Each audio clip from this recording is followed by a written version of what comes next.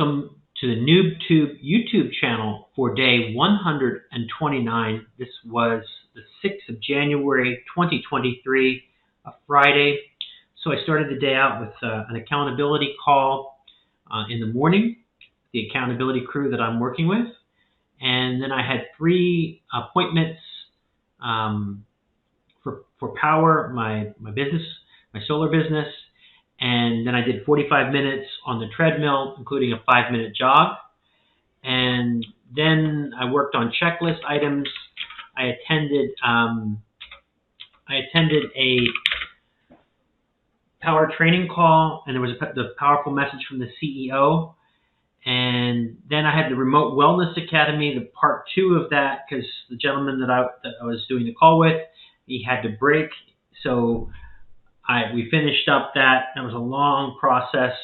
Had to make another video after that. But everything is well. I posted everything. So coaching call number 9 is in the books.